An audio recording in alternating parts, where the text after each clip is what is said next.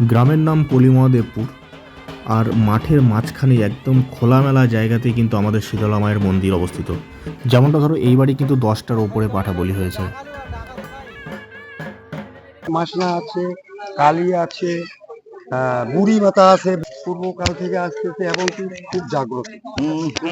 কিন্তু আমরা ওই উন্নতি করতে পারতেছি। বাজারে গিয়ে আজকাল কি করে, পাঠা দেখে দেখে নেবে, এ ভাই এটা বড়, এটা একটু মাংস বেশি হবে, এই পাঠাটা দাও, তাহলে এটা স্যাক্রিফাইস নয়। হ্যালো এভরিওয়ান, আজকের যে থাম্বনেল দেখে তো বোঝা গেছে যে আজকের ভিডিওটা কি উপলক্ষে হচ্ছে। তো সবার প্রথমে বলি যে স্যাক্রিফাইস আমাদের এনসিএন থেকে যেটা চলে আসছে। স্যাক্রিফাইস মানে হচ্ছে যে কোনো নিজের পছন্দের কোনো জিনিস সেটার বলিদান করা। ছোটোবেলা আমার একটা অসুখ হয়েছিল, মানে প্রায় না বাঁচা টাইপের। ওই টাইমে আমার ঠাকুমা মা এরা মিলে শীতলা মায়ের কাছে মানসিক করেছিল জোড়া পাঠা, জোড়া ঢাক আর জোড়া কাঁসা। ঠিক করেছিল যে আমি বড় হওয়ার পরেই দেবে। তো যেহেতু মোটামুটি বড় হয়ে গেছি, সবাই বলছে বলি দিতে হবে, মানে কাটতে হবে। তো আমার যেটা মনে হয় ভাই, এই বলিদান প্রথা যেটা আমাদের বেদে লেখা আছে, স্যাক্রিফাইস করা, পাঠা কেটে নিয়ে ওই মাংস খেয়ে নিচ্ছে একদম হই হুল্লোড় করে সবাই মিলে, এটা স্যাক্রিফাইস নয় ভাই। স্যাক্রিফাইস মানে যদি আমার ওর উপর মোহ জন্মায়। দুটো আছে আমাদের বাড়িতে, প্রায় সপ্তাহে খানিক থেকে আছে আমাদের বাড়িতে, লালন পালন হচ্ছে। অ্যাজ ইট ইজ যে অবলা জীব, মানে খুব তাড়াতাড়ি কিন্তু আমাদের মনে ঘর করে নেয়। এই মায়াটা স্যাক্রিফাইস করতে হবে।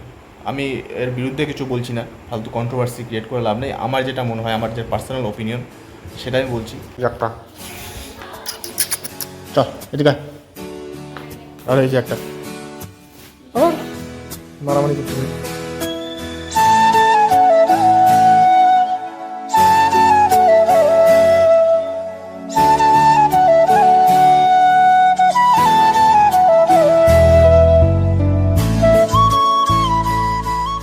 সো আমি স্নান টান করে রেডি, আর এই দেখো নতুন টি শার্টও পরে নিয়েছি।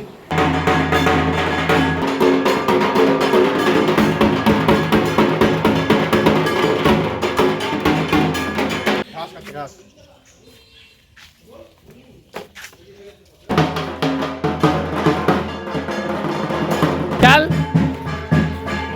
যাবি না মানে, এই যে আমাদের ছাগলের ড্রাইভার, এই যে খালাসি নাম্বার 1 কা কবিনা। মানসিক এটা ছাগল কোনোদিন বলা উচিত নয়।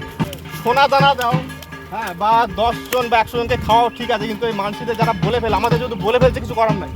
ছাড়ো দিবে না, তাহলে আবার কি তোর কষ্ট না, কোথায় কি খাবে, ধরে খাবে না, টেয়াল সব যাবে, স্বভাব যাবে না। शुक्र कर मेरा तबीयत कुछ खराब है। খাবি কি খাবি? আরে কালকে যাওয়ার সাথে আইডিয়া মাথা ব্যথা। কি খাইছি? এই আমাদের শীতলা মায়ের মন্দির ওপেন খোলা হলো।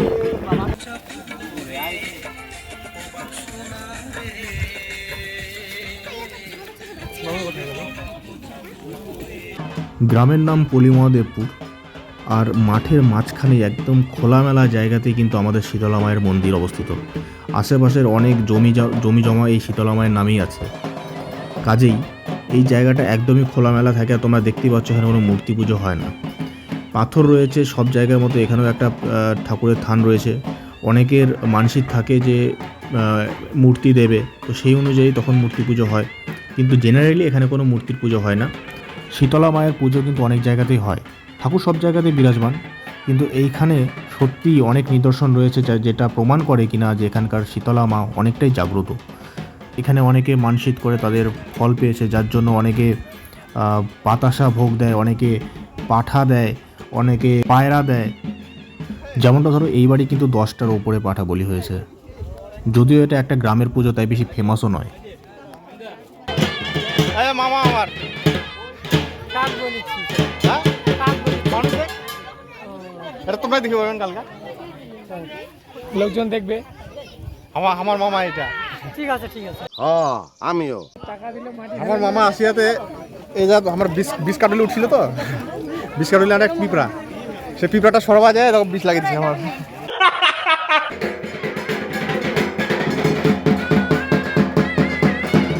বিশাল ভিড় হয়ে গেছে, এখন পুজো শেষ হবে।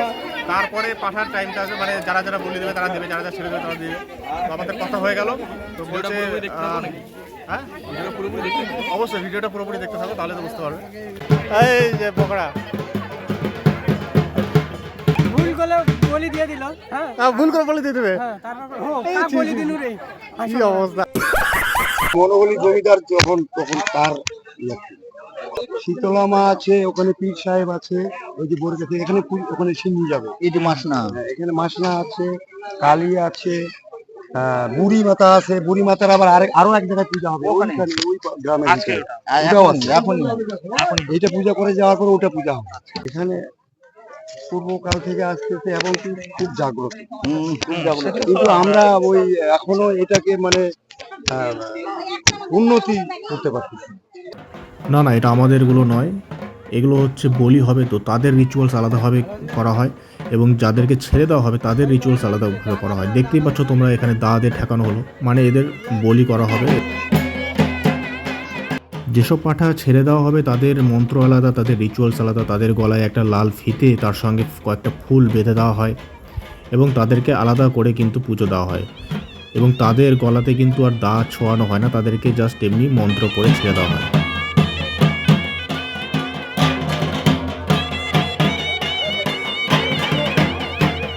আর এটাই হচ্ছে সেই জায়গা যেখানে পাঠাগুলোকে কিন্তু বলি দেওয়া হয়। দড়ি পড়ছ না দড়ি পড়তে দেওয়া হয় না, এমনি কোলে নে। ছাগলের বাহক, একটা বিষ্ণু একটা সন্দীপ। আমরা যাচ্ছি এখন বাড়িতে, এই দুজনের হাতে দিয়ে দিয়েছি। এখানে বলছে যে দড়ি তো লাগানো যাবে না একবার যখন ছেড়ে দেওয়া হয়েছে। সেকেন্ডলি যেটা বলেছে যে যেহেতু আমার নামে হয়েছে তো আমি আর ওদেরকে ছুঁতে পারবো না। আমাকে কাকু বললো যে বাগানে ছেড়ে দিও, আর কিছুদিন থাকুক, একটু বড় হয়ে গেলে ছেড়ে দেবে, কারণ এখন ছোট আছে তো। আর ছোট থাকা মানে বুঝতে পারছো যে অন্য পশু যদি খায় সেটা ইকোসিস্টেমের মধ্যে পড়ে, কিন্তু আমাদের যে মানুষ খাবে এটা। তো আমি আর তো লালন পালন করতে পারবো না বা ধরতে পারবো না। মা আছে, এই আসছে মায়ের পিছন দিকে। আমরা সবাই আছি এখানে। আমি একটা বলতে চাই যে সবাই আমার দেখলাম যারা যারা বলি দিচ্ছে, মানে যারা মানে মারবে আর কি, তারা সবাই একদম হিষ্টপুষ্ট একদম সব পাঠা নিয়ে গেছে। হ্যাঁ, বাজারে গিয়ে আজকাল কি করে, পাঠা দেখে নেবে, ভাই এটা বড়, এটা একটু মাংস বেশি হবে, এই পাঠাটা দাও। তাহলে এটা স্যাক্রিফাইস নয়। কান্তারা মুভিতে দেখেছো নিজের জমি জায়গা স্যাক্রিফাইস করে দিয়েছে রাজা, ওই রকম টাইপের।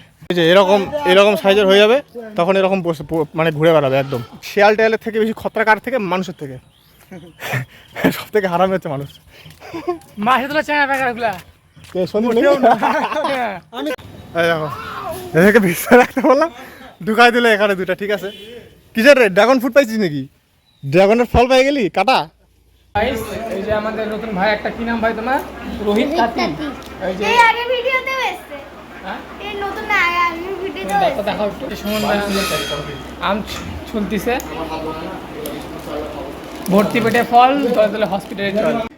যেটুকু আম খাইলি কেমন লাগলো বল?